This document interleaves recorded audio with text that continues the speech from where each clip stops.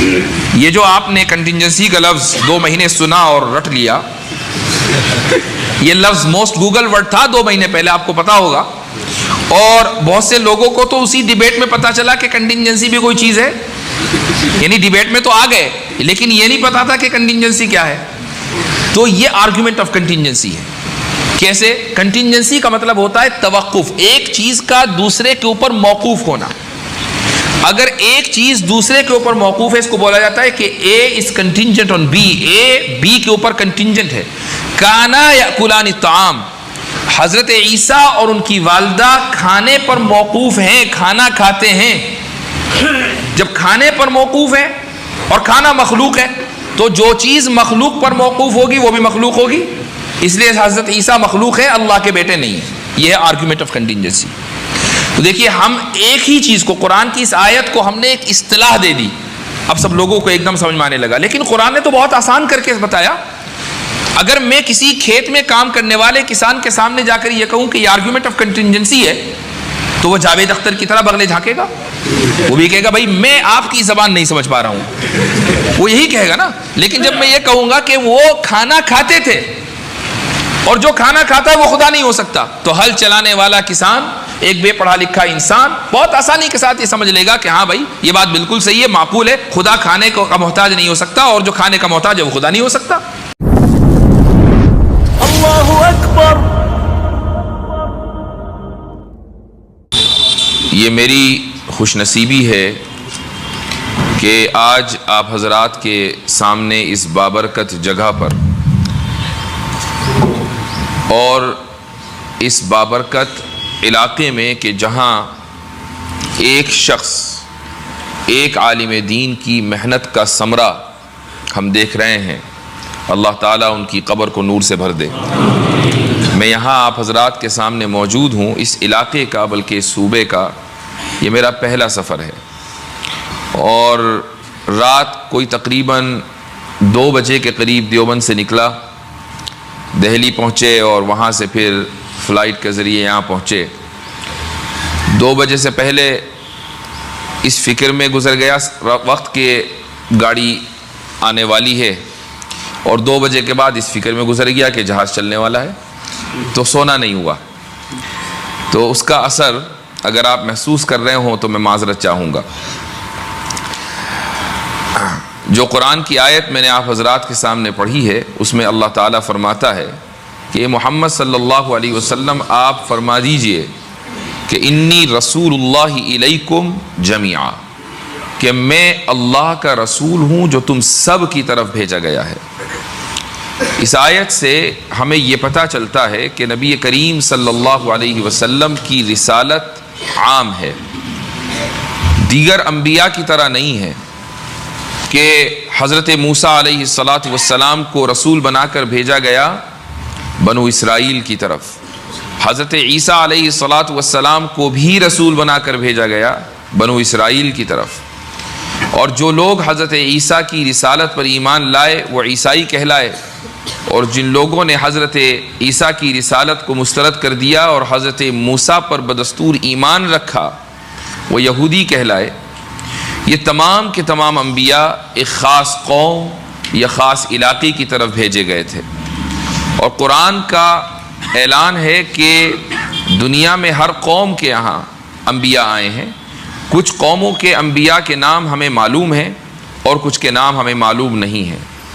اس ملک میں بھی اللہ سبحانہ و تعالیٰ نے یقیناً انبیاء بھیجے ہوں گے، وہ کون ہیں، کہاں ہیں، تصدیق کے ساتھ، یقین کے ساتھ نہیں کہا جا سکتا۔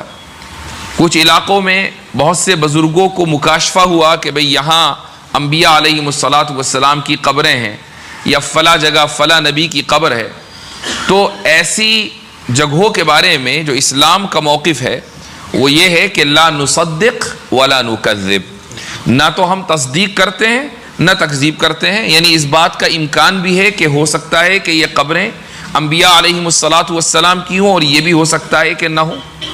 یہ بالکل ایسا ہی ہے جیسا کہ بہت سی جگہوں پر کچھ ایسی چیزیں ہوتی ہیں کہ جن کی نسبت نبی کریم صلی اللہ علیہ وسلم کی طرف ہوتی ہے، جیسے کہ رسول اکرم علیہ السلام کا بال مبارک۔ میں ابھی کچھ دن پہلے مدینہ منورہ میں تھا اور وہاں ایک صاحب کے یہاں جانا ہوا، تو انہوں نے نبی کریم علیہ الصلاۃ والسلام کا منہ مبارک مجھے دکھایا سند متصل کے ساتھ۔ وہ سند کیسی تھی؟ وہ چھپی ہوئی سند تھی، ان کو کس نے دیا، ان کو کس نے دیا، اور یہاں تک کہ تابعین، تبع تابعین، پھر تابعین اور صحابہ کا نام۔ حضرت انس بن مالک رضی اللہ عنہ سے وہ بال چلا تھا اور اہل مدینہ تک وہ پہنچا ہے۔ اس بال کی اللہ تعالیٰ نے مجھے توفیق دی کہ میں زیارت کی، بلکہ یہاں تک توفیق ہوئی کہ اس بال میں کو جس عطر میں ڈبویا گیا تھا ان صاحب نے وہ عطر بھی دیا ماشاءاللہ تھوڑا سا، تو یہ بہت بڑی سعادت کی بات ہے۔ تو ان کے بارے میں بھی جو ہمارا امت کا موقف ہے وہ یہ ہے کہ لا نصدق ولا نکذب، کہ ہم نہ تصدیق کرتے ہیں نہ تکذیب کرتے ہیں۔ حسن ظن یہ ہے کہ اس بات کا غالب گمان یہ ہے کہ ہو سکتا ہے کہ یہ رسول اکرم صلی اللہ علیہ وسلم کی طرف جو نسبت ہے یہ صحیح ہو۔ تو بہرحال انبیاء علیہم الصلاۃ والسلام ہر علاقے میں آئے ہیں، ہر قوم میں آئے ہیں، لیکن نبی کریم صلی اللہ علیہ وسلم کی جو رسالت ہے وہ رسالت عام ہے۔ ایسا نہیں ہے کہ آپ کی رسالت کسی ایک خاص قبیلے کی طرف ہے یا خاص علاقے کی طرف ہے کہ وہ صرف جزیرۃ العرب کے رسول ہوں یا صرف قریش کے رسول ہوں یا صرف ایک خاص وقت کے لیے رسول ہوں، نہیں۔ الیکم جمیعا، الیکم جمیعا کا مطلب یہ ہے کہ تمام کے تمام لوگ، وہ چاہے مشرق کے باشندے ہوں یا مغرب کے، وہ اردو بولنے والے ہوں یا انگریزی، وہ فارسی بولنے والے ہوں یا فرینچ، وہ کوئی بھی زبان بولنے والے ہوں۔ اب جب رسول اکرم علیہ الصلاۃ والسلام اس دنیا میں تشریف لے آئے تو آپ کی رسالت ہی تمام لوگوں کے لیے رسالت ہے، اور آپ صلی اللہ علیہ وسلم کی رسالت پر ہی ایمان لانا اللہ کے نزدیک قابل قبول ہے۔ اگر کوئی شخص یہ کہے کہ میں تمام انبیاء کو مانتا ہوں، رسول اکرم صلی اللہ علیہ وسلم کا استثناء کر دے العیاذ باللہ، تو اس کا ایمان اللہ کے نزدیک قابل قبول نہیں ہے۔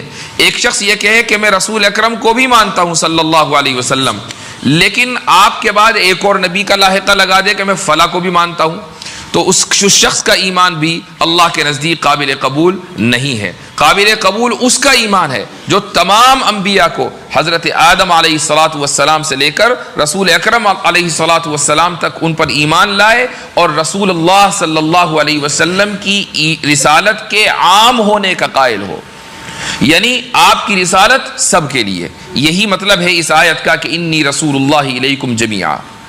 جب یہ بات ثابت ہو گئی کہ آپ صلی اللہ علیہ وسلم کی رسالت سب کے لیے ہے، تو آپ کا رحمت للعالمین ہونا بھی سب کے لیے ہے، آپ کی رحمت بھی سب کے لیے ہے۔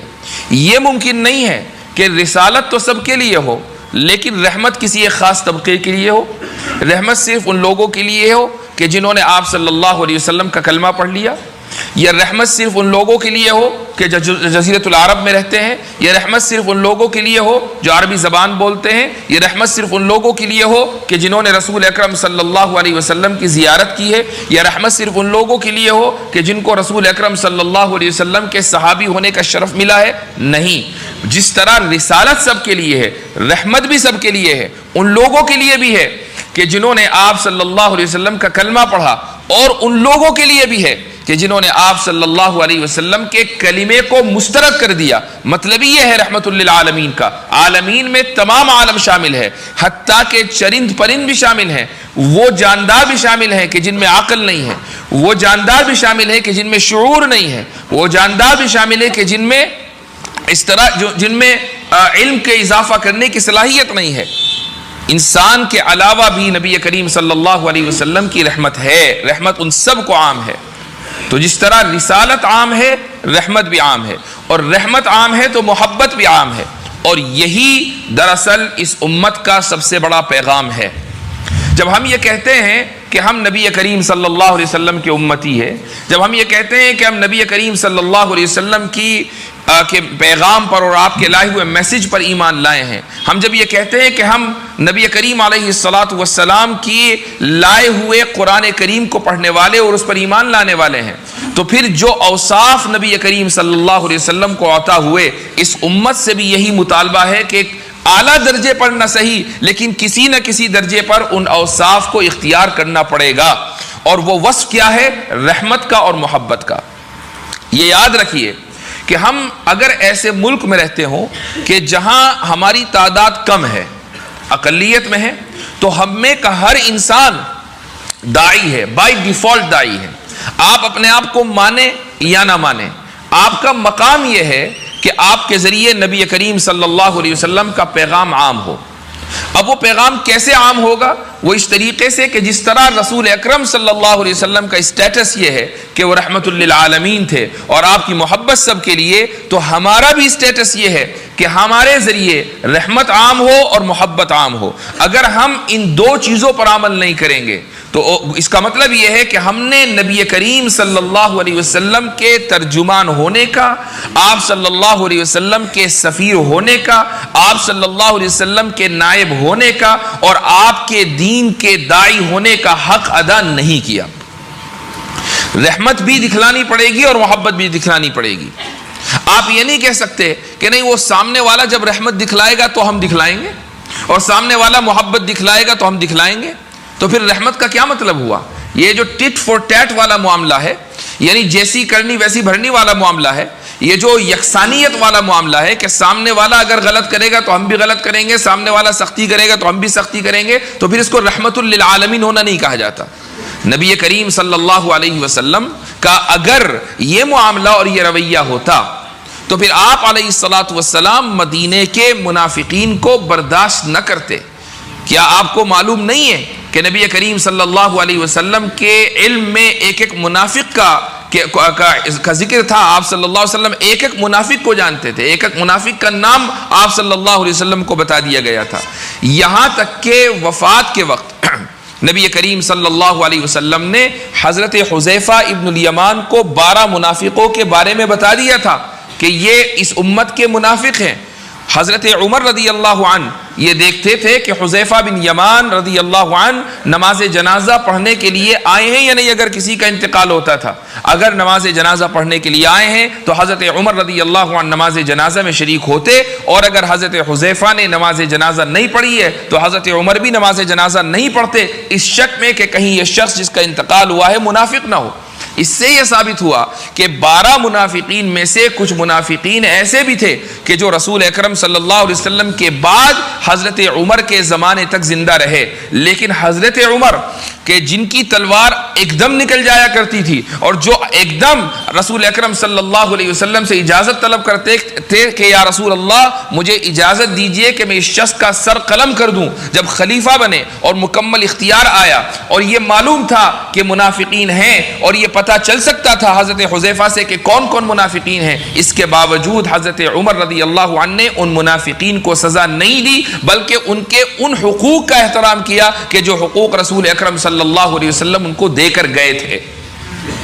اس کا مطلب یہ ہوا کہ آپ صلی اللہ علیہ وسلم نے رحمت للعالمین کا جو حق ادا کیا ہے، اس حق کے تحت صرف وہ لوگ شامل نہیں تھے کہ جنہوں نے آپ کا کلمہ پڑھا، وہ لوگ بھی شامل تھے کہ جنہوں نے آپ کے کلمے کو مسترد کر دیا، اور وہ لوگ بھی شامل تھے کہ جنہوں نے جھوٹ بول کر آپ کا کلمہ پڑھا لیکن دل میں نفاق تھا اور کفر تھا.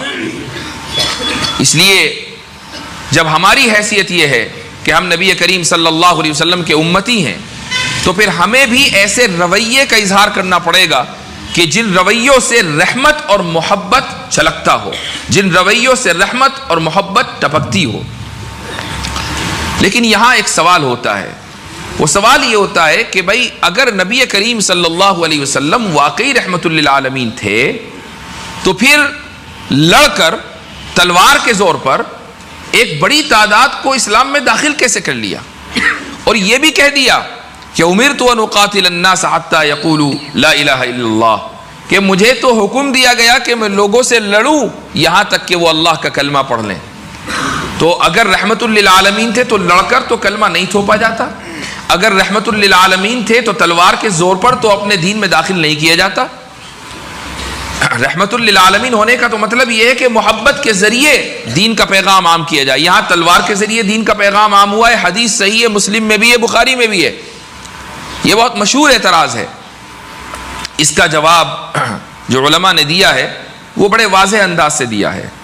اور یہ یاد رکھیے کہ حدیثوں کو، آیتوں کو سمجھنے کا ایک اصول ہے، بلکہ دنیا کی ہر کتاب کو سمجھنے کا ایک ہی اصول ہے، اور وہ اصول یہ ہے کہ آپ سیاق و سباق کو، کانٹیکسٹ کو سامنے رکھیں گے. پانی اگر ہو تو تھوڑا سا. سیاق و سباق کو آپ سامنے رکھیں گے. ایک موقع پر اسلام کے خلاف اس تعلق سے اعتراضات ہوئے، اور میں نے ایک ویڈیو میں یہ بات کہی کہ بھائی اگر واقعی اسلام کے خلاف تشدد کا اعتراض ہو سکتا ہے کچھ آیت اور حدیثوں کو بنیاد بنا کر، تو ہم تو ریسیپی کی کتاب سے بھی دہشت گردی ثابت کر سکتے ہیں. ریسیپی کی کتاب ہوتی ہے جس میں ریسیپی لکھی ہوتی ہے، کھانے کی ترکیبیں لکھی ہوتی ہیں کہ نہاری ایسی بنے گی اور بہاری کباب ایسے بنیں گے اور بنگالی رسگلے ایسے بنیں گے، وہ سب اس میں لکھا ہوتا ہے. آپ وہاں سے بھی دہشت گردی ثابت کر سکتے ہیں. بس سیاق اور سباق کو کاٹنا ہے. تو جس کتاب کا مقصد کھانے کی ترکیبیں بتانا ہے، اس کتاب سے بہت آسانی کے ساتھ قتل و تشدد کو ثابت کیا جا سکتا ہے اگر اصول کو درکنار کر دیا جائے. تو اصول ہر کتاب کا ایک ہے، اور وہ یہ ہے کہ آپ سیاق و سباق کو سامنے رکھ کر بات کریں گے. اسی طریقے سے ایک موضوع پر جو الگ الگ احادیث آئی ہیں اور ایک موضوع پر جو الگ الگ آیات آئی ہیں، ان سب کو سامنے رکھ کر بات کریں گے.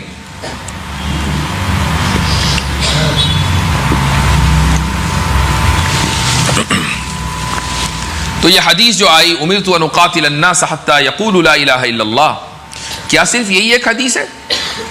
کیا قرآن کی کوئی آیت اس تعلق سے موجود نہیں ہے؟ قرآن کی آیتیں بھی ہیں، حدیثیں بھی ہیں، اور نبی کریم صلی اللہ علیہ وسلم کا پورا منہج بھی ہے، سیرت بھی ہے. اور سیرت نے یہ ریکارڈ کر کے دے دیا کہ کس موقع پر آپ صلی اللہ علیہ وسلم نے کس حدیث پر عمل کیا اور کس موقع پر کس آیت پر عمل کیا. پوری ایک ترتیب ہمارے سامنے موجود ہے. مثلا اگر دو ملک ہوں، ایک ملک مسلمانوں کا ہو، دوسرا ملک مسلمانوں کے دشمنوں کا ہو، تو اس تعلق سے اللہ سبحانہ و تعالیٰ نے جو حکم دیا وہ یہ دیا کہ سب سے پہلے کوشش دونوں ملکوں کو یہ کرنی ہے کہ امن کا معاہدہ ہو. جنگ پہلا طریقہ نہیں ہے، امن پہلا طریقہ ہے، امن پہلا راستہ ہے. وَإِن جَنَحُوا لِلسَّلْمِ فَاجْنَحْ لَهَا وَتَوَكَّلْ عَلَى اللَّهِ. اللہ تعالیٰ فرماتا ہے کہ اے محمد صلی اللہ علیہ وسلم، اگر یہ لوگ امن کے لیے تیار ہیں تو آپ بھی امن کے لیے تیار ہو جائیے، امن کے لیے جھک جائیے. وَتَوَكَّلْ عَلَى اللَّهِ. یہ جو توکل کا حکم ہے یہ اس لیے ہے کہ جب انسان یا دو قومیں یا دو افراد معاہدہ کرتے ہیں اور دونوں ایک دوسرے سے حالت جنگ میں ہیں، تو کچھ اندیشے رہتے ہیں، کچھ خیالات رہتے ہیں کہ کبھی اگلا بندہ کہیں یہ معاہدہ توڑ نہ دے، اگلی قوم یہ معاہدہ توڑ نہ دے، کہیں یہ پیچھے سے حملہ نہ کر دیں، چھپ کر وار نہ کر دیں، وغیرہ وغیرہ. اللہ تعالیٰ نے اسی موقع پر جہاں امن کے معاہدے کی تلقین کی جا رہی ہے بلکہ حکم دیا جا رہا ہے، وہاں توکل کی تعلیم دے دی. وَتَوَكَّلْ عَلَى اللَّهِ، کہ جو سارے اندیشے ہیں ان کو سائیڈ میں رکھ دیجئے، یہ جو دل میں خیالات آ رہے ہیں ان کو سائیڈ میں رکھ دیجئے، اللہ سبحانہ و تعالیٰ پر توکل کیجئے، چونکہ یہ اللہ کا حکم ہے کہ امن کا معاہدہ ہو. اور یہ یاد رکھیے کہ یہ آیت دو افراد کے لیے بھی ہے اور دو اقوام کے لیے بھی ہے. امت محمدیہ بحیثیت قوم کے معاہدہ کرے گی. یہ حق نہیں ہوگا کہ کسی فرد کو کہ پوری امت کی طرف سے اٹھے اور معاہدہ توڑ دے یا معاہدہ کر لے. تو پہلی آیت ہے وَإِن جَنَحُوا لِلسَّلْمِ فَاجْنَحْ لَهَا وَتَوَكَّلْ عَلَى اللَّهِ. تصور کیجئے کہ ایک مسلم ملک ہے کہ جہاں پر اسلام کا نظام رائج ہے، اس ملک میں کوئی شخص جو اسلام کا کلمہ نہیں پڑھتا وہ آنا چاہتا ہے، وہ ویزا لے کر آنا چاہتا ہے. تو قرآن نے اس کا بھی حکم دیا کہ وَإِنْ أَحَدٌ مِّنَ الْمُشْرِكِينَ اسْتَجَارَكَ فَأَجِرْهُ حَتَّى يَسْمَعَ كَلَامَ اللَّهِ. کہ اگر مشرکین میں سے کوئی شخص آپ سے امن طلب کرے، یعنی ویزا مانگے کہ میرے پاسپورٹ پر آپ اپنی حکومت کا ویزا لگا دیں، فَأَجِرْهُ، تو ویزا دیجئے. حَتَّى يَسْمَعَ كَلَامَ اللَّهِ. اس کا مقصد کیا ہے، حکمت کیا ہے؟ حکمت یہ ہے کہ جب اس شخص کو ویزا ملے گا، یہ آئے گا تو اللہ کے کلام کو سننے کی توفیق تو ہوگی. ہو سکتا ہے کہ اس کے ملک میں اذان نہ ہوتی ہو سکتا ہے کہ اس کے ملک میں قرآن کریم نہ ہو سکتا ہے کہ اس کے ملک میں مسلمان نہ ہو، مساجد نہ ہو سکتا ہے کہ اس کے ملک میں علماء اور حفاظ نہ ہو. تو ایسے شخص کے لیے یہ مناسب رہے گا کہ وہ ایسی جگہوں پر جائے کہ جہاں اللہ کا نام لیا جا رہا ہے، جہاں اذانیں بلند ہو رہی ہیں، جہاں نمازیں قائم ہو رہی ہیں، جہاں علماء ہیں، حفاظ ہیں، جہاں اسلامی اخلاق ہے، جہاں اسلامی ماحول ہے. جب وہ دیکھے گا تو وہ سمجھے گا کہ دین محمدی کیا ہے. جب وہ دیکھے گا تو سمجھے گا کہ رسول اکرم صلی اللہ علیہ وسلم کا پیغام کیا ہے. حتی یسمع کلام اللہ، یہاں تک کہ وہ اللہ کے کلام کو سنے.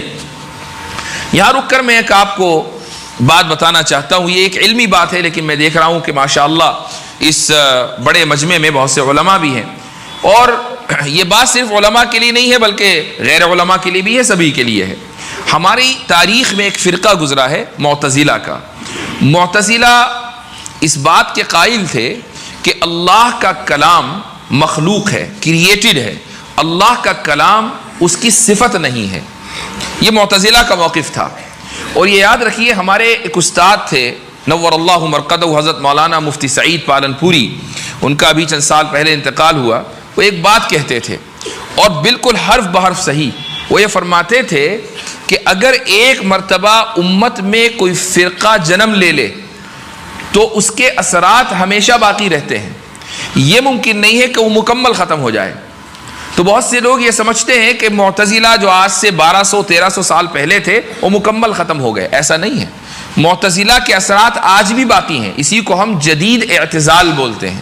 بہت سے لوگ ہیں جو اس اعتزال جدید کا شکار ہیں، یہ کسی دوسرے وقت کا موضوع ہے۔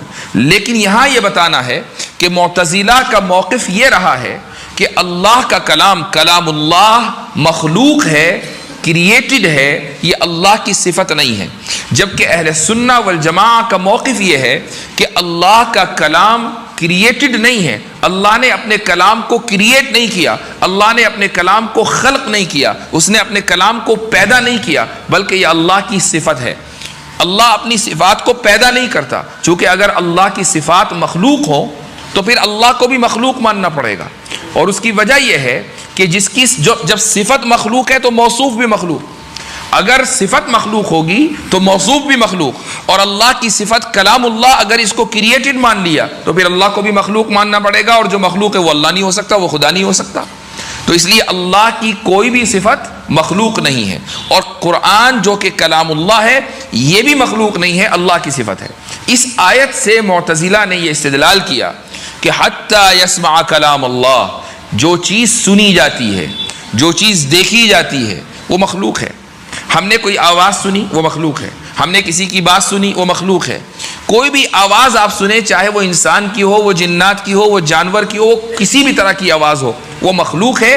اس کا مطلب یہ ہے کہ ایک وقت میں وہ آواز تھی، ایک وقت میں وہ آواز نہیں تھی، اور اس کے بعد اس آواز کو پیدا کیا گیا۔ تو اس آیت سے معتزلہ نے استدلال کیا کہ کلام اللہ مسموع، یعنی اس کو سنا جاتا ہے، اور جس چیز کو انسان سنے وہ مخلوق ہوتی ہے، لہذا کلام اللہ مخلوق ہے۔ اس کا جواب اہل السنہ والجماعہ نے یہ دیا کہ کلام اللہ دو طرح کے ہیں، ایک کلام لفظی ہے اور ایک کلام نفسی ہے۔ کلام لفظی وہ کلام ہے کہ جس کو ہم اپنی زبان سے ادا کرتے ہیں، جس کو ہم اپنے کانوں سے سنتے ہیں، جس کو ہم اپنی آنکھوں سے دیکھتے ہیں اگر وہ کہیں لکھا ہوا ہو، یہ کلام لفظی ہے۔ اور کلام نفسی، جو انسان کا کلام نفسی وہ ہے کہ جو اس کے ذہن و دماغ میں ہو۔ مثال کے طور پر میں اس وقت آپ سے گفتگو کر رہا ہوں، میرے ذہن میں ایک مضمون ہے، اور اسی طریقے سے اس مضمون کو ادا کرنے کے لیے جو الفاظ ہیں قبل اس کے کہ وہ میری زبان سے ادا ہو، میرے ذہن میں موجود ہیں۔ اگر میں اگلے 1 منٹ میں اپنی زبان سے ادا ہونے والے الفاظ کو اس منٹ میں جاننا چاہوں تو مجھے یہ اختیار نہیں کہ میں جان لوں کہ میں اگلے منٹ میں کون سے الفاظ کا انتخاب کرنے والا ہوں۔ لیکن انسان کو اللہ نے یہ قدرت دی ہے کہ جس سیکنڈ، جس لمحہ اس کی زبان سے الفاظ نکلتے ہیں، اسی لمحہ اسی ترتیب کے ساتھ وہ الفاظ اس کے ذہن و دماغ میں موجود ہوتے ہیں۔ یہ جو ذہن و دماغ میں موجود الفاظ ہیں اس کو کلام نفسی کہا جاتا ہے، یہ انسان کی صفت ہے۔ اسی طریقے سے اللہ سبحانہ و تعالیٰ کے بھی کلام نفسی بھی ہے اور اللہ کا کلام لفظی بھی ہے۔ کلام لفظی مخلوق ہے، کلام نفسی اللہ سبحانہ و تعالیٰ کی صفت ہے۔ یہ ایک علمی اختلاف ہے، اور یہ اختلاف آج بھی کسی نہ کسی شکل میں باقی ہے۔ تو اللہ تعالیٰ نے اس آیت میں یہ حکم دیا کہ اے مسلمانوں، اگر تم صاحب اختیار ہو، اگر تم کسی علاقے کے حاکم ہو، اگر تم کسی علاقے میں حکومت قائم کر چکے ہو، تمہارے ممالک ہیں، تم قطر میں ہو، تم سعودیہ میں ہو، تم کسی بھی مسلم ملک میں ہو، اور وہاں اسلامی نظام ہے، اور وہاں پر کوئی شخص ویزا لے کر آنا چاہتا ہے تو اس کو ویزا دو، تاکہ وہ آ کے دیکھے کہ اسلام کیا ہے، آ کے دیکھے کہ اسلام پر عمل کیسے کیا جاتا ہے، آ کر سنے کہ اذانیں کیسے دی جاتی ہیں، آ کر دیکھے کہ قرآن کیسے پڑھا جاتا ہے۔ حتی یسمع کلام اللہ ثم ابلغہ مأمنا، اس کے بعد پھر اس کی جائے امن پر اس کو پہنچا دو۔ کیا مطلب؟ یعنی جب وہ جانا چاہے گا تو اس کو جانے کا راستہ بھی دو۔ ایسا نہیں ہے کہ وہ تمہارے ملک میں آیا، ویزا لے کر آیا، امن سمجھ کر آیا، اور تم نے اس کو گرفتار کر لیا، تم نے اس کو ٹارچر کیا، تم نے اس کو پریشان کیا، نہیں، اس کو جائے امن پر لے کر جاؤ، ثم ابلغوا مأمنہ۔ تو کیا اگر کسی کافر کے لیے، کسی غیر مسلم کے لیے یہ حکم ہوتا کہ تلوار کے زور پر اس کو اسلام میں داخل کرنا ہے، تو یہ تو بہت اچھا موقع تھا کہ ایک آدمی کو باہر سے پکڑ کر لاؤ اور اس کو جیل کی یا تلوار کی دھمکی دو اور اس کو اسلام میں داخل کر لو۔ لیکن اللہ تعالیٰ کہہ رہا ہے کہ نہیں، ثم ابلغوا مأمنہ، اس کو اس کی جائے امن یعنی جہاں سے آیا ہے وہاں سے عزت، احترام اور امن کے ساتھ لے کر جانا ہے۔ یہ ہے دوسرا آپشن۔ تیسرا آپشن ہے سٹیزن شپ کا۔ اس وقت دنیا میں گزشتہ 70-80 سال سے ایک ماحول چل رہا ہے، وہ ماحول یہ ہے کہ ایک ملک کے افراد دوسرے ملک میں جا کر سیٹل ہوتے ہیں۔ خصوصاً دوسری جنگ عظیم سے ہجرت کا کانسیپٹ بڑھا ہے۔ آپ یقیناً سنتے ہوں گے کہ مغربی ممالک میں بہت بڑی تعداد میں مسلمان آباد ہیں۔ ان میں 70-80% وہ مسلمان ہیں کہ جو دوسرے ملکوں سے جا کر وہاں آباد ہوئے ہیں۔ ان میں انڈیا سے بھی گئے ہیں، عرب ممالک سے بھی گئے ہیں، بر صغیر کے دوسرے علاقوں سے گئے ہیں، وہاں جا کر آباد ہو گئے، ان کی نیشنلٹی ہو گئی، وہ وہاں رچ بس گئے، وہاں ان کے کام ہیں، ان کی ملازمت ہے، ان کے بچے ہیں، اب وہ وہیں کے ہو کر رہ گئے۔ یہ جو سٹیزن شپ ان کو دی گئی ہے، کیا اسلام میں اس کا کانسیپٹ ہے؟ بالکل کانسیپٹ موجود ہے۔ اچھا، یہ جو لوگ سٹیزن شپ لے کر وہاں آباد ہوئے ہیں، یا مان لیجئے اس ملک میں کوئی شخص سٹیزن شپ لے کر یہاں آباد ہو، تو جس طریقے سے مقامی افراد کی ذمہ داری ہے کہ وہ قانون کی پاسداری کریں اور ٹیکس دیں، اسی طریقے سے وہ شخص جو یہاں آ کر آباد ہوا ہے، وہ یہاں کام کر رہا ہے، اس کے کاغذات بن گئے، اس کی سٹیزن شپ ہو گئی، اس کی بھی ذمہ داری ہے کہ وہ قانون کی پاسداری کرے، اسی طرح جیسا کہ مقامی افراد جو نسلوں سے یہاں رہتے آ رہے ہیں وہ قانون کی پاسداری کریں گے، اور وہ بھی ٹیکس دے کہ جس طریقے سے دوسرے افراد ٹیکس دے رہے ہیں، اس کا کنٹریبیوشن بھی ملک کی ترقی میں اتنا ہی ہونا چاہیے کہ جتنا کنٹریبیوشن دوسرے لوگوں کا ہے جو نسلوں سے یہاں رہ رہے ہیں۔ یہ ہر ملک کا قاعدہ ہے، ہر ملک کا قانون ہے، اس کو ٹیکس لا بولا جاتا ہے۔ اللہ تعالیٰ نے اس مسئلے کو بھی کلیئر کر دیا، فرمایا کہ حتی یعطوا الجزیۃ عن ید وہم صاغرون۔ یہ تیسرا آپشن ہے کہ اگر کوئی غیر مسلم کسی اسلامی حکومت میں آ کر اپنے دین پر باقی رہتے ہوئے زندگی گزارنا چاہتا ہے تو اس کا آپشن یہ ہے کہ وہ جزیہ دے، اور جزیہ دے کر وہ وہاں پر سکونت اختیار کر سکتا ہے۔ نبی کریم صلی اللہ علیہ وسلم کا ارشاد ہے کہ لہم ما للمسلمین وعلیہم ما علی المسلمین، کہ ایسے لوگوں کے وہی حقوق ہیں جو مسلمانوں کے ہیں، اور ایسے لوگوں کی وہی ذمہ داریاں ہیں جو مسلمانوں کی ہیں، یعنی جو قانون مسلمانوں کا وہی ان کے لیے، اور جو ذمہ داریاں مسلمانوں کی وہی ان کے لیے۔ مسلمانوں کی ذمہ داری یہ ہوگی کہ وہ قانون کی پاسداری کریں، مسلمانوں کی ذمہ داری یہ ہوگی کہ وہ ملک کی حفاظت کریں، مسلمانوں کی ذمہ داری یہ ہوگی کہ وہ دشمن کے خلاف کھڑے ہو جائیں۔ ایسے ہی ان لوگوں کی بھی ذمہ داری ہوگی کہ وہ ملک کی حفاظت کریں، ان لوگوں کی بھی ذمہ داری ہوگی کہ وہ قانون کی پاسداری کریں، ان لوگوں کی بھی ذمہ داری ہوگی کہ وہ امن و امان پھیلائیں۔ یہ ہے تیسرا آپشن کہ امن، اس کے بعد ویزا، اس کے بعد سٹیزن شپ۔ سارے آپشن قرآن میں موجود ہیں، لیکن ذرا تصور کیجئے کہ دو اقوام ہیں، دو ممالک ہیں، اور ایک ملک مسلمانوں کا ہے جہاں اسلام کا نظام، دوسرا ملک دشمنوں کا ہے، مسلمانوں کے دشمن ہیں جو نہ امن چاہتے ہیں، نہ امن قائم کرنا چاہتے ہیں، نہ ویزا لے کر آنا چاہتے ہیں، نہ خاموش بیٹھتے ہیں، وہ کچھ نہیں، یہاں تک کہ مسلمانوں کی طرف سے یعنی مسلم ممالک کی طرف سے کی جانے والی پیشکش کو ٹھکرا دیتے ہیں امن کی۔ تو پھر کیا کیا جائے گا؟ ظاہر ہے کہ اگر ایک ملک ہے تو اس میں ہر طرح کے قوانین ہوں گے، اس میں یہ قانون بھی ہوگا کہ اگر دشمن حملہ کرے تو کیا کیا جائے۔ اسی کے بارے میں نبی کریم صلی اللہ علیہ وسلم کی وہ حدیث ہے کہ جو میں نے شروع میں آپ کو پڑھ کر سنائی کہ امرت ان اقاتل الناس حتی یقولوا لا الہ الا اللہ، کہ مجھے لوگوں سے، ان لوگوں سے کہ جو نہ امن چاہتے، نہ ویزا لے کر آنا چاہتے، نہ سٹیزن شپ لینا چاہتے، بلکہ وہ اس مسلمانوں کے ملک پر حملہ آور ہیں، ان لوگوں سے قتال کا حکم، قتل کا نہیں، قتال کا حکم دیا گیا، یہاں تک کہ وہ کلمہ پڑھ لیں اور قتال سے رک جائیں۔ قتال اور قتل میں فرق ہے۔ قتل کا مطلب ہے مرڈر کرنا، کسی کو مار دینا، قتال کا مطلب ہے جنگ کرنا۔ جنگ ایک آدمی نہیں کرتا، جنگ دو قومیں کرتی ہیں، جنگ دو فوجیں کرتی ہیں۔ ایسا نہیں ہوتا کہ ایک آدمی خود ہی جنگ کر رہا ہے۔ ایک آدمی اگر دوسرے کو قتل کرتا ہے تو اس کو قتل کرنا کہا جاتا ہے، قتال کرنا نہیں کہا جاتا۔ حدیث میں قتل کرنے کا لفظ نہیں ہے، قتال کا لفظ ہے، امرت ان اقاتل الناس۔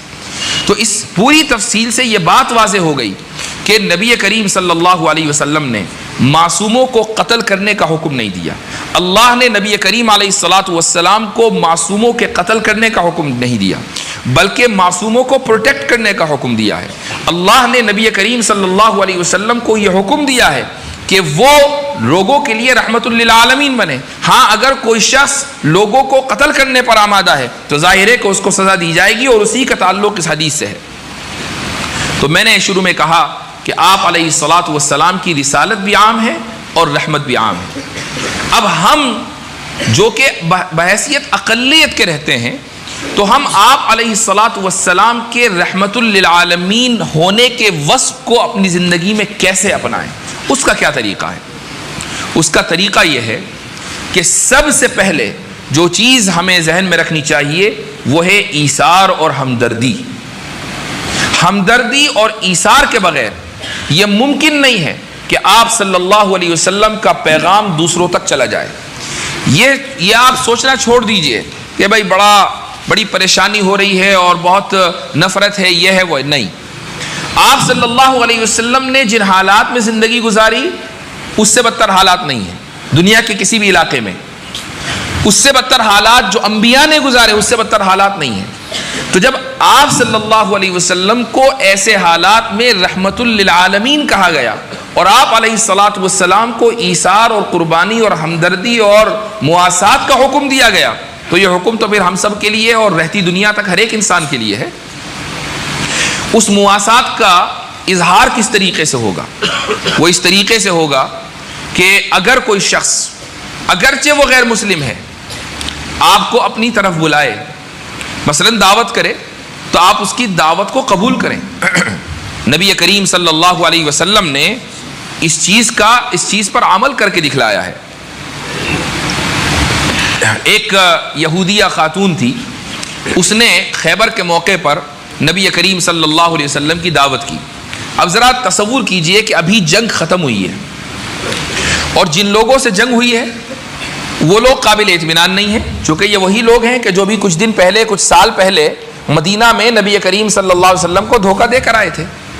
بنو نذیر کے لوگ ہیں، بنو قینقاع کے لوگ ہیں، یہ لوگ مدینہ میں آباد تھے۔ یہاں سے آپ صلی اللہ علیہ وسلم نے ان کو جلا وطن کیا۔ کیوں جلا وطن کیا؟ چونکہ وہاں بنو نذیر کے لوگ رسول اکرم صلی اللہ علیہ وسلم کو اساسینیٹ کرنے والے تھے۔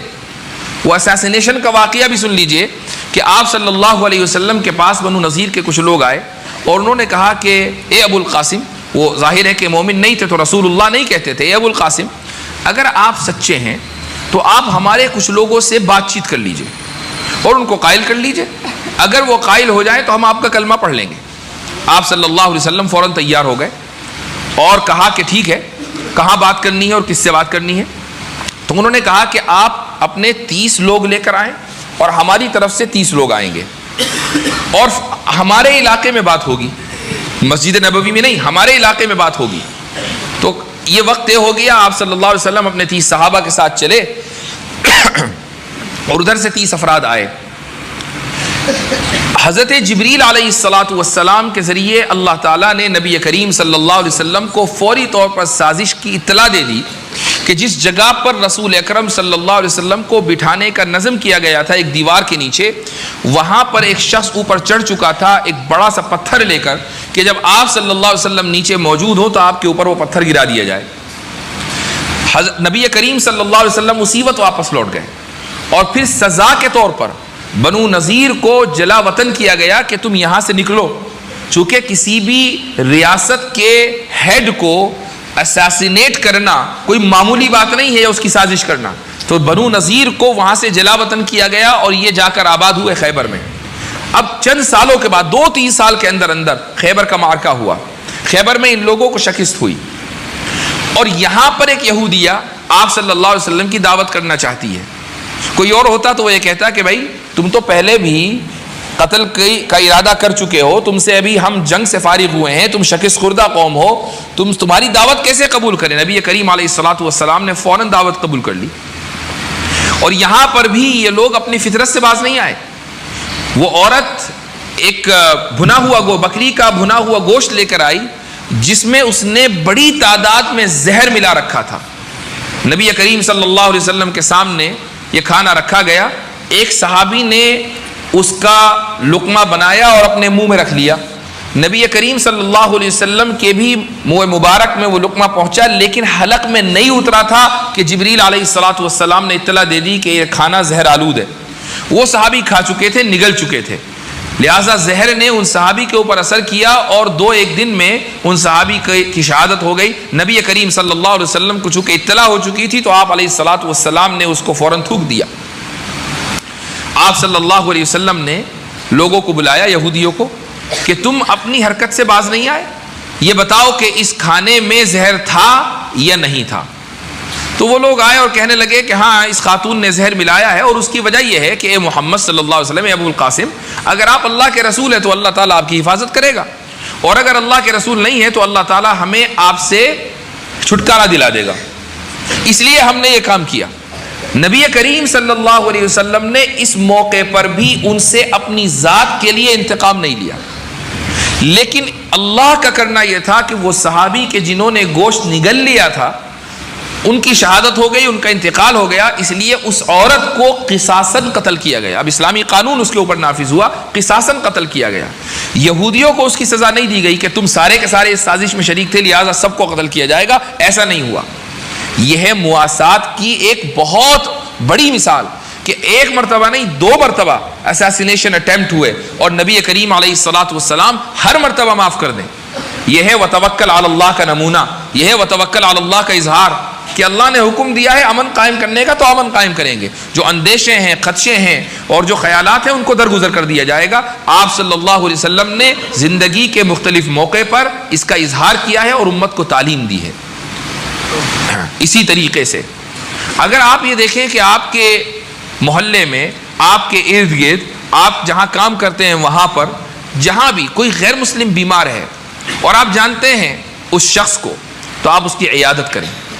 عیادت کرنا اس مریض کا حق ہے، اور آپ صلی اللہ علیہ وسلم کی یہ تعلیم ہے کہ ایثار اور ہمدردی کے تحت ہم غیر مسلموں تک نبی کریم صلی اللہ علیہ وسلم کا یہ پیغام پہنچائیں کہ آپ رحمت للعالمین کیسے تھے.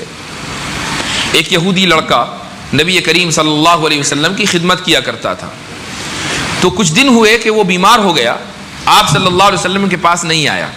اب آپ ذرا تصور کریں کہ یہ مسجد نبوی ہے، یہاں صحابہ کرام موجود ہیں، حضرت انس بن مالک بطور خادم موجود ہیں، اور ایک خادم نہیں ہر صحابی خادم ہے، اور ہر صحابی جان نثار کرنے کو تیار ہے. اس کے باوجود ایک یہودی لڑکا آپ صلی اللہ علیہ وسلم کے پاس آ کر بیٹھتا ہے اور آپ کی خدمت کرتا ہے. اگر اندیشے ہوتے، اگر خوف ہوتا، اگر یہ ہوتا کہ نہیں ان لوگوں پر ٹرسٹ نہیں کرنا ہے، ان لوگوں کو اپنے قریب نہیں لانا ہے، تو کیا وجہ تھی کہ نبی کریم علیہ الصلوۃ والسلام اس یہودی لڑکے کو مسجد میں آنے کی اجازت دیتے؟ کیا وجہ تھی کہ آپ صلی اللہ علیہ وسلم اس کو اپنے قریب رکھتے؟ اور جب وہ بیمار ہو گیا اور کچھ دن نہیں آیا تو آپ صلی اللہ علیہ وسلم پریشان ہوئے اور پریشان ہو کر اس کے گھر گئے اور اس کی عیادت کی. وہ بستر پر لیٹا ہوا تھا اور اس کا آخری وقت چل رہا تھا. اس نے اپنے باپ کو دیکھا، گویا کہ وہ اپنے باپ سے اجازت طلب کر رہا ہو کہ اس موقع پر کیا میں محمد صلی اللہ علیہ وسلم کا کلمہ پڑھ لوں. نوجوان لڑکا تھا، تو اس نے جب اپنے باپ کو دیکھا تو باپ کا دل پسیج گیا. وہ جانتا تھا کہ اس لڑکے کا تعلق نبی کریم صلی اللہ علیہ وسلم سے کیسا ہے، وہ جانتا تھا کہ اس لڑکے پر کس طرح رسول اکرم صلی اللہ علیہ وسلم کی زندگی کا اثر ہوا ہے.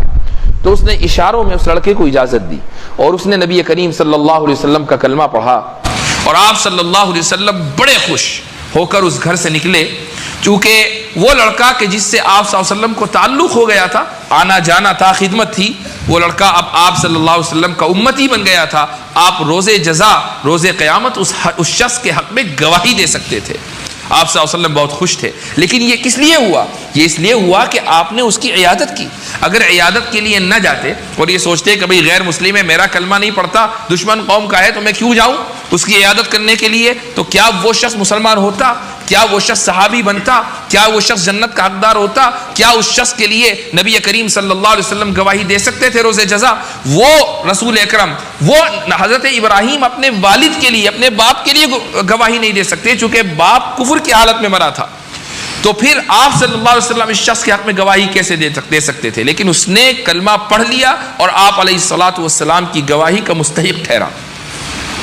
اسی طریقے سے اگر ہم یہ دیکھیں کہ کوئی غیر مسلم کا انتقال ہو گیا ہے، آپ صلی اللہ علیہ وسلم نے ایسے موقع پر بھی رہبری کی ہے کہ جنازے کا احترام کیا ہے. کسی نے کہا کہ یا رسول اللہ یہودی کا جنازہ ہے, غیر مسلم کا جنازہ ہے, آپ کیوں کھڑے ہو رہے ہیں؟ آپ نے فرمایا کہ ان فیہ لنفسا, کہ یہ بھی تو ایک جان تھی. جس طریقے سے تمہارے اندر جان ہے, اس کے اندر بھی ایک محترم جان تھی. وہ جان چلی گئی تو یہ بھی احترام کا مستحق ہے. اس لیے اس طریقے سے, مختلف طریقوں سے آپ صلی اللہ علیہ وسلم نے اس امت کو, صحابہ کرام کو اور صحابہ کرام کے واسطے سے تابعین و تبع تابعین اور ان کے واسطے سے پوری امت کو یہ تعلیم دی ہے کہ غیر مسلموں سے کس طریقے سے سلوک کرنا ہے, تمام اندیشوں کو سائیڈ لائن کر کے, تمام پریشانیوں کو سائیڈ لائن کر کے. چونکہ رحمت للعالمین ہونے کا تقاضا یہی ہے. اگر امتی بننا ہے اور دعویٰ ہے رسول اکرم صلی اللہ علیہ وسلم کے امتی ہونے کا, تو ان اوصاف کو اختیار کرنا پڑے گا کہ جو اوصاف رسول اکرم صلی اللہ علیہ وسلم کے تھے. اسی طریقے سے ایک دوسری چیز کہ جو رحمت للعالمین کے ضمن میں ہے وہ ہے مجادلہ. مجادلہ کے معنی ہے حسن و خوبی کے ساتھ گفتگو کرنا, اپنی بات دوسروں تک پہنچا دینا, ڈائلاگ کرنا. جس طریقے سے ہم مختلف معاملات میں ڈائلاگ کرتے ہیں, ہم سماجی معاملات میں ڈائلاگ کرتے ہیں, ہم سیاسی معاملات میں ڈائلاگ کرتے ہیں, ہم ہر طرح کے شادی کیسے ہوگی اور ولیمہ کیسے ہوگا, رخصتی کیسے ہوگی وغیرہ وغیرہ, ہر موقع پر ہمارے یہاں ڈائلاگ ہے. تو دین کے معاملات میں بھی ڈائلاگ ہے. اسی کو کہا گیا کہ وجادلہم باللتی ہی احسن, کہ جو بہترین طریقہ ہے اس طریقے سے اے محمد صلی اللہ علیہ وسلم ان سے ڈائلاگ کیجئے, ان سے مجادلہ کیجئے. مجادلہ کا مطلب چیخنا چلانا نہیں ہے, مجادلہ کا مطلب ناراض ہونا نہیں ہے, مجادلے کا مطلب یہ نہیں ہے کہ ایک شخص نے آپ سے سوال کیا اور آپ سینے چڑھا لیں. مجادلے کا مطلب ہرگز یہ نہیں ہے کہ ایک شخص آ کر آپ پر اعتراض کرے, سوال نہیں, اعتراض کرے اور آپ ناراض ہو جائیں. ہرگز مجادلے کا مطلب یہ نہیں ہے. مجادلے کا مطلب یہ ہے حسن و خوبی کے ساتھ. مجادلے کا مطلب یہ ہے کہ سامنے والے کو حتی الامکان مطمئن کرنے کی کوشش کیجیے. قرآن کریم کی آیتیں, نبی کریم صلی اللہ علیہ وسلم کی احادیث بھری پڑی ہیں اس انداز سے کہ اللہ نے ایسے دلائل دیے ہیں کہ جس سے انسان بالکل مطمئن ہو جاتا ہے, لیکن شخص یہ ہے کہ وہ نیوٹرل ہو کر ان آیتوں کو پڑھے اور ان آیتوں کو سمجھے.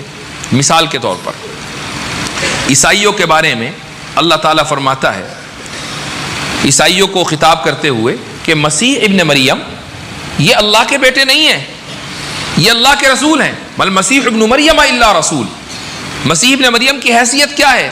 رسول ہونے کی, اللہ کا بیٹا ہونے کی حیثیت نہیں ہے. اس کے بعد آگے اللہ نے ایک دلیل دی ہے. وہ دلیل یہ ہے کہ مسیح اور ان کی ماں کانا یاکلان الطعام, کھانا کھاتے تھے. اب کوئی آدمی یہ کہے کہ کھانا کھاتے تھے, اس سے یہ کیسے ثابت ہوا کہ اللہ کے رسول تھے اور اللہ کے بیٹے نہیں تھے؟ کھانا کھانا کیسے دلیل بنا؟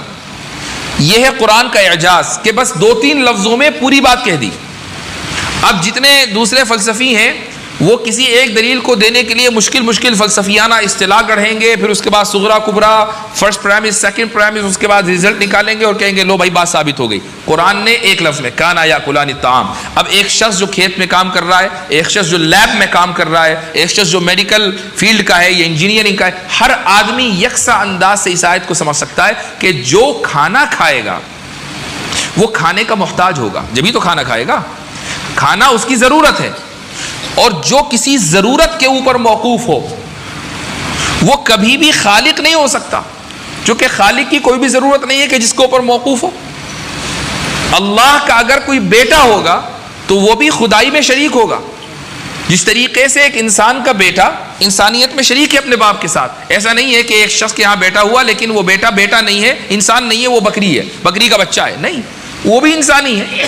بیٹا اگر کسی کے یہاں ہوا تو انسانیت میں شریک ہے. انسانیت ہی میں نہیں, جائیداد میں بھی شریک ہے. جائیداد میں نہیں, اوصاف میں بھی, کمالات میں بھی, بلکہ رنگ و نسل میں بھی اور شباہت میں بھی, کتنی ساری چیزوں میں وہ شریک ہے. آپ بہت سی مرتبہ ایک شخص کو دیکھ کر پہچان لیتے ہیں کہ فلاں کا بیٹا ہے, ایک شخص کو دیکھ کر پہچان لیتے ہیں فلاں قوم کا ہے, ایک شخص کو دیکھ کر پہچان لیتے ہیں کہ فلاں علاقے کا ہے. یہ کیسے پتہ چلتا ہے؟ یہ مشابہت سے پتہ چلتا ہے. تو جب انسانوں میں ہے تو خدا میں بھی ایسے ہی ہوگا. تو اگر خدا کا کوئی بیٹا ہوگا تو خدائی میں شریک ہوگا, وہ خدا کے رحمان ہونے میں بھی شریک ہوگا, خدا کے غفار ہونے میں بھی شریک ہوگا, وہ خدا کے منصف ہونے میں بھی شریک ہوگا, وہ خدا کے خالق ہونے میں بھی شریک ہوگا, وہ ہر چیز میں شریک ہوگا. تو جس طریقے سے خدا کھانے کا محتاج نہیں ہے, ایسے ہی خدا کا بیٹا بھی کھانے کا محتاج نہیں ہوگا. لیکن حضرت عیسیٰ کھانا کھاتے تھے، یعنی کھانے کے محتاج تھے. تو جب وہ محتاج تھے تو خدائی میں شریک نہیں ہو سکتے، اور جب خدائی میں شریک نہیں ہو سکتے تو خدا کے بیٹے بھی نہیں ہو سکتے. اب یہ پوری دلیل کانا یا کلان طعام، 3 لفظ ہیں، کانا ایک لفظ، یا کلان دوسرا، طعام تیسرا، 3 لفظوں میں اللہ تعالیٰ نے ایک مضبوط دلیل دے دی. اسی کو آرگیومنٹ آف کنٹینجنسی کہا جاتا ہے. یہ جو آپ نے کنٹینجنسی کا لفظ 2 مہینے سنا اور رٹ لیا، یہ لفظ موسٹ گوگل ورڈ تھا 2 مہینے پہلے، آپ کو پتا ہوگا. اور بہت سے لوگوں کو تو اسی ڈیبیٹ میں پتا چلا کہ کنٹینجنسی بھی کوئی چیز ہے، یعنی ڈیبیٹ میں تو آ گئے لیکن یہ نہیں پتا تھا کہ کنٹینجنسی کیا ہے. تو یہ آرگیومنٹ آف کنٹینجنسی ہے. کیسے؟ کنٹینجنسی کا مطلب ہوتا ہے توقف، ایک چیز کا دوسرے کے اوپر موقوف ہونا.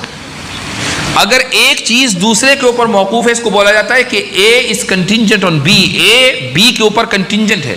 کانا یاکلان الطعام، حضرت عیسیٰ اور ان کی والدہ کھانے پر موقوف ہیں، کھانا کھاتے ہیں. جب کھانے پر موقوف ہے اور کھانا مخلوق ہے تو جو چیز مخلوق پر موقوف ہوگی وہ بھی مخلوق ہوگی. اس لیے حضرت عیسیٰ مخلوق ہے، اللہ کے بیٹے نہیں ہیں. یہ ہے آرگیومنٹ آف کنٹینجنسی. تو دیکھیے، ہم ایک ہی چیز کو، قرآن کی اس آیت کو ہم نے ایک اصطلاح دے دی. اب سب لوگوں کو ایک دم سمجھ میں آنے لگا، لیکن قرآن نے تو بہت آسان کر کے بتایا. اگر میں کسی کھیت میں کام کرنے والے کسان کے سامنے جا کر یہ کہوں کہ یہ آرگیومنٹ آف کنٹینجنسی ہے، تو وہ جاوید اختر کی طرح بغلے جھانکے گا. وہ بھی کہے گا بھائی میں آپ کی زبان نہیں سمجھ پا رہا ہوں، وہ یہی کہے گا نا. لیکن جب میں یہ کہوں گا کہ وہ کھانا کھاتے تھے اور جو کھانا کھاتا ہے وہ خدا نہیں ہو سکتا، تو ہل چلانے والا کسان، ایک بے پڑھا لکھا انسان بہت آسانی کے ساتھ یہ سمجھ لے گا کہ ہاں بھائی یہ بات بالکل صحیح ہے، معقول ہے، خدا کھانے کا محتاج نہیں ہو سکتا اور جو کھانے کا محتاج ہے وہ خدا نہیں ہو سکتا.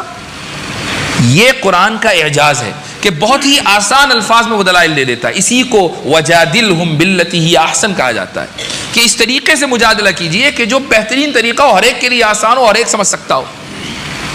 اللہ تعالیٰ صرف یہی نہیں، بہت سی جگہوں پر مختلف انداز سے دلیلیں دیتا ہے. دلیل توحید میں وہ یہ کہتا ہے کہ لو کان فیہما آلہۃ الا اللہ لفسدتا، کہ اگر کائنات میں، اگر آسمان اور زمین میں ایک خدا کے علاوہ دوسرے بھی معبود ہوتے، ایک خدا کے علاوہ دیگر خدا بھی ہوتے، لفسدتا، تو یہ پورا کا پورا نظام درہم برہم ہو چکا ہوتا.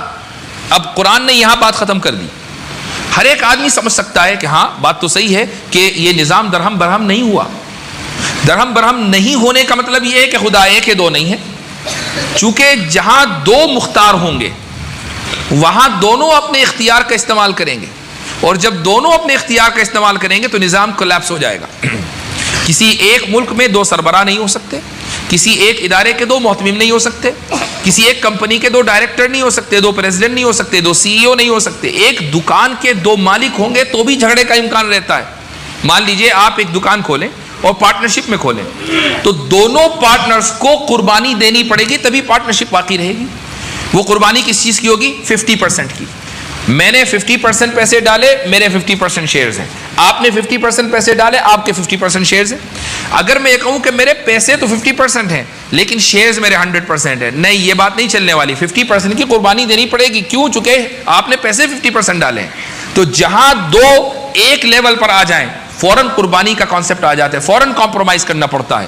تو اگر 2 خدا ایک لیول پر ہوں، 2 خدا ہوں، خالق ہوں، 2 خدا اس کائنات کے کریٹر ہوں، تو کہیں نہ کہیں قربانی دینی پڑے گی. مثال کے طور پر اس بات کا امکان ہوگا کہ مثلا ایک خدا یہ چاہتا تھا کہ ہم یہاں آج اس مسجد میں جمع ہو، اور دوسرا خدا یہ چاہتا تھا کہ نہیں آج نہیں کل جمع ہو. تو اب یا تو ایک کی چلے گی یا دوسرے کی چلے گی. جس کی چلے گی وہی خدا ہے، جس کی نہیں چلی وہ خدا نہیں. سمپل سی بات ہے. بالکل ایسے ہی جیسا کہ 2 کمپنی کے یا ایک ادارے کے 2 پارٹنرز ہیں، ایک دکان کے 2 پارٹنرز ہیں. ایک یہ چاہتا ہے کہ تجارت اس طریقے سے چلے اور دوسرا چاہتا ہے کہ اس طریقے سے چلے. تو اگر آپ ایک شخص کی پہلے پارٹنر کی بات مان لیں تو اس کا مطلب یہ ہوا کہ پہلا پارٹنر صرف پارٹنر نہیں ہے بلکہ وہ اس کام کا، اس دکان کا، اس کمپنی کا مینیجنگ ڈائریکٹر بھی ہے. اور جو دوسرا ہے وہ مینیجنگ ڈائریکٹر نہیں ہے، وہ خالی پارٹنر ہے. اس کو بولتے ہیں سائلنٹ پارٹنر. اس کی رائے کا کوئی اعتبار نہیں، سائلنٹ پارٹنر کی رائے کا کوئی اعتبار نہیں.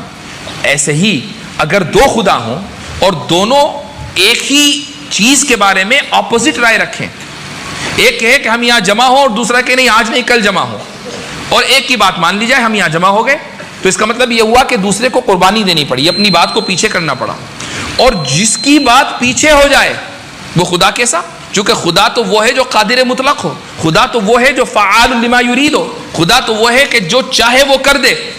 یہاں دوسرے پارٹنر نے جو چاہا وہ نہیں کیا، اس نے چاہا تھا کہ ہم کل جمع ہو، کل نہیں آج جمع ہو گئے. تو پھر خدا ایک ہی ہے. تو قرآن نے بہت واضح انداز سے اس آیت میں یہ ثابت کر دیا کہ اللہ اس کائنات کا مالک، اس کائنات کا معبود، اس کائنات کا بنانے والا ایک ہی ہوگا. یہ ایک ایسی عقلی اور فطری دلیل ہے کہ کوئی بھی شخص اس کا انکار نہیں کر سکتا. وہ بھی جو بہت سارے معبود مانتے ہیں وہ بھی یہ کہتے ہیں کہ اوپر والا ایک ہے. کیوں؟ چونکہ یہ ایک ہونا دلیل فطرت ہے، ایک ہونا انسان کی طبیعت کا تقاضا ہے. ہر انسان یہ مانتا ہے کہ ہے تو ایک ہی. ہاں کچھ لوگ یہ کہتے ہیں کہ بھائی اس ایک تک پہنچنے کے راستے بہت سارے ہیں، 10 ہیں، 20 ہیں، 50 ہیں. ہم یہ کہتے ہیں کہ راستہ بھی ایک ہے اور ڈائریکٹ راستہ ہے، ہمیں کسی واسطے کی ضرورت نہیں ہے. یہ ایسے ہی ہے کہ مثلا ذرا تصور کیجئے کہ آپ ایک ملک میں رہتے ہو اور اس ملک کے سربراہ کا ڈائریکٹ فون نمبر آپ کے پاس ہو. کوئی بھی ضرورت ہو، آپ نے فون اٹھایا، ہاٹ لائن نمبر ہے، آپ نے نمبر ڈائل کیا، سیدھا سربراہ مملکت نے اور حکومت کے سربراہ نے آپ کا فون اٹھایا، آپ نے کہا میری یہ ضرورت ہے، اس نے کہا ضرورت پوری ہو جائے گی، بات مکمل ہو گئی. وہ شخص بہتر ہے یا ایک شخص کہ جو فون اٹھاتا ہے، پہلے ایک کلرک کو ملاتا ہے، وہ دوسرے کو ملاتا ہے، وہ تیسروں کو ملاتا ہے، وہ چوتھے کو ملاتا ہے، آپ کی ضرورت پوری نہیں ہوئی، بات ختم ہو گئی اور اگلے تک کے یعنی سربراہ مملکت تک بات پہنچی ہی نہیں، چونکہ راستے میں واسطے اتنے ہیں. تو کون سا شخص بہتر ہے؟ وہ شخص کہ جو ڈائریکٹ فون کرے یا وہ شخص جو واسطہ در واسطہ فون کرے؟ جو ڈائریکٹ فون کرے.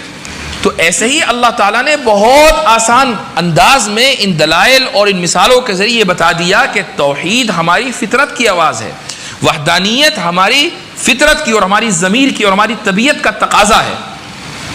لیکن جب آپ کسی فلسفی سے پوچھیں کہ مان لیجئے وہ فلسفی اللہ پر اور اللہ کے ایک ہونے پر ایمان رکھتا ہو، اس سے پوچھیں کہ آپ کوئی دلیل دیں گے خدا کے ایک ہونے کی؟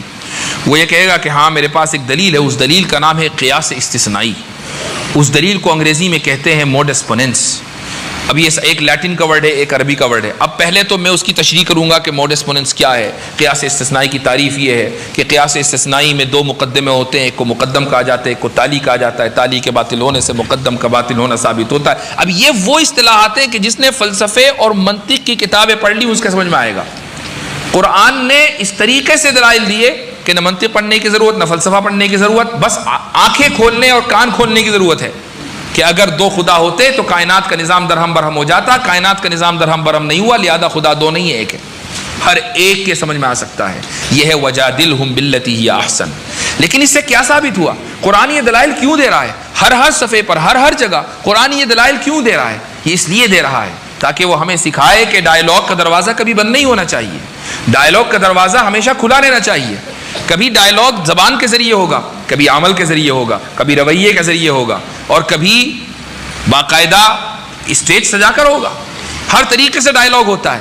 تو جو بھی طریقہ جہاں بھی مناسب ہو اس طریقے سے ڈائیلاگ ہونا چاہیے، دلائل دیے جانے چاہیے تاکہ آپ کی بات دوسروں تک پہنچے. اگر ہم رسول اکرم صلی اللہ علیہ وسلم کے دین کے ایمبیسڈر ہیں، اگر رسول اکرم صلی اللہ علیہ وسلم کے دین کے داعی ہیں، اور بائی ڈیفالٹ ہم میں ہر ایک آدمی داعی ہے، اگر ہم رسول اکرم صلی اللہ علیہ وسلم کے لائے ہوئے پیغام کے نام لیوا ہیں، آپ کے اوپر ایمان رکھتے ہیں، قرآن کریم پر ایمان رکھتے ہیں، اور رسول اکرم صلی اللہ علیہ وسلم کی سنت کو مانتے ہیں، سیرت کو پڑھے ہوئے ہیں، یہ جانتے ہیں کہ رسول اکرم علیہ الصلوۃ والسلام نے پوری زندگی جو کام کیا وہ کام تھا دعوت کا، وہ کام تھا رحمت کا، وہ کام تھا دوسروں سے محبت کا، وہ کام تھا دوسروں کو اللہ کی رحمت میں لانے کا، وہ کام تھا دوسروں کو اللہ کے راستے پر چلانے کا، وہ کام تھا جنت کے راستہ دکھانے کا. تو پھر ہماری بھی یہ ذمہ داری ہے کہ ہم رسول اکرم صلی اللہ علیہ وسلم کے دکھلائے ہوئے اس راستے پر چلیں، مواسات بھی کریں اور ڈائیلاگ بھی کریں. تب جا کر ہم یہ کہہ سکتے ہیں کہ ہاں ہم رسول اکرم صلی اللہ علیہ وسلم کے امتی ہیں. ورنہ صرف دعویٰ ہی رہے گا، اور دعویٰ بغیر کسی دلیل کے، دعویٰ بغیر کسی دلیل کے قابل قبول نہیں ہے. اس دعوے کی دلیل چاہیے، اور وہ دلیل یہ ہے کہ رسول اکرم صلی اللہ علیہ وسلم کی بیان کردہ سیرت کے اوپر بھی اور آپ کے طریقے کے اوپر بھی عمل. تو میرے بھائیوں اور میری بہنوں، یہاں بہنیں بھی جمع ہیں، تو یہ ضروری ہے کہ ہم آپ صلی اللہ علیہ وسلم کی عمومی رسالت کا جس طریقے سے اعلان کرتے ہیں، تو آپ کی عمومی رحمت کا بھی اور آپ کی عمومی محبت کا بھی ہم اپنے رویوں اور اپنے الفاظ اور اپنے کلمات سے اعلان کریں۔ رہی بات اندیشوں کی، رہی بات مسائل کی، وہ دنیا کی کون سی قوم ہے کہ جس کے پاس مسائل نہ ہوں؟ وہ دنیا کی کون سے افراد ہیں کہ جن کے یہاں اندیشے نہ ہوں؟ ذرا مجھے بتائیے کہ اگر آپ ایسی جگہ پر رہ رہے ہوتے کہ جہاں صرف آپ ہی آپ ہوتے اور آپ کے دائیں اور بائیں اور نیچے اور اوپر ہر جگہ تیل کے کنویں اور ذخیرے ہوتے، تو کیا آپ کے اندیشے ختم ہو چکے ہوتے؟ اندیشے تو تب بھی تھے، مسائل تو تب بھی تھے۔ اگر ملکی طور پر مسائل نہ ہو تو فیملی کے سطح پر مسائل ہوتے ہیں، فیملی کے سطح پر مسائل نہ ہو تو انفرادی طور پر مسائل ہوتے ہیں۔ جب اس دنیا میں آئے ہیں تو مسائل لے کر آئے ہیں، اس دنیا میں آئے ہیں تو پرابلمز لے کر آئے ہیں۔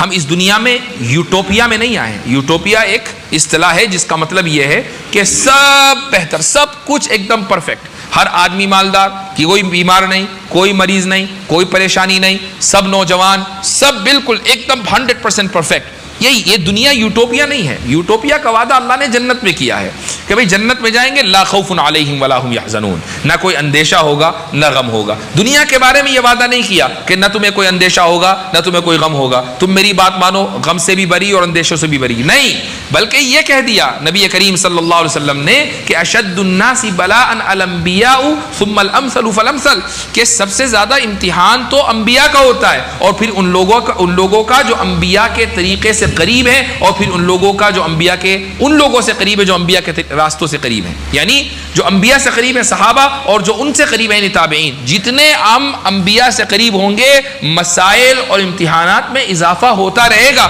یہ الگ بات ہے کہ آپ علیہ الصلوۃ والسلام نے ہمیں تلقین کی ہے کہ ہم یہ دعا مانگتے رہیں کہ اے اللہ ہمیں تو کسی امتحان میں مبتلا نہ کر، یہ دعا اپنی جگہ، لیکن امتحان میں اگر مبتلا ہو گئے، مسائل کا اگر شکار ہو گئے تو اس کا مطلب یہ نہیں ہے کہ ہمارا پیغام غلط ہو گیا یا ہماری کوئی بات جھوٹی ہو گئی۔ مسائل یا خوف یا چیلنجز کی وجہ سے ہم رحمت للعالمین کے پیغام کو درکنار کر دیں اور سائیڈ لائن کر دیں، نہیں، جہاں مسائل زیادہ ہوں گے وہاں رحمت للعالمین کا وصف زیادہ دکھلانا پڑے گا، جہاں پریشانیاں زیادہ ہوں گی وہاں نبی کریم علیہ الصلوۃ والسلام کی زندگی پر عمل بھی زیادہ بہتر طریقے سے کرنا پڑے گا۔ جس طرح آپ صلی اللہ علیہ وسلم نے 23 سالہ زندگی میں پورے جزیرۃ العرب کا نقشہ بالکل بدل دیا، اور ہر شخص چاہے وہ آپ کے کلمے کا پڑھنے والا ہو یا کلمے کا مخالف ہو آپ کی رحمت سے مستفید تھا۔ اسی طریقے سے بحیثیت اس امت آپ صلی اللہ علیہ وسلم کے امتی کے ہماری بھی ذمہ داری ہے کہ آپ علیہ الصلوۃ والسلام کی رحمت سے ہر جاندار اور ذی نفس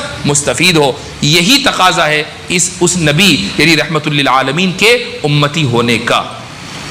دعا ہے کہ اللہ سبحانہ و تعالی ہمیں انبیاء علیہم الصلوۃ والسلام کے طریقے پر چلائے، ان کے مشن پر چلائے۔ دعا ہے کہ اللہ سبحانہ و تعالی ہمیں موقع دے اور توفیق دے کہ ہم دوسروں کے لیے آپ علیہ الصلوۃ والسلام کی رحمت کے پھیلاؤ کا ذریعہ اور سبب بنیں، اور آپ صلی اللہ علیہ وسلم کے بتلائے ہوئے راستے پر عمل کریں۔ جزاکم اللہ خیر الجزاء وآخر دعوانا ان الحمد للہ رب العالمین۔ مجھے امید ہے کہ آپ کو یہ ویڈیو پسند آئی ہوگی۔ اگر پسند آئی ہو تو یہ آپ اپنے دوستوں کے ساتھ شیئر کریں اور اس چینل کو سبسکرائب ضرور کریں۔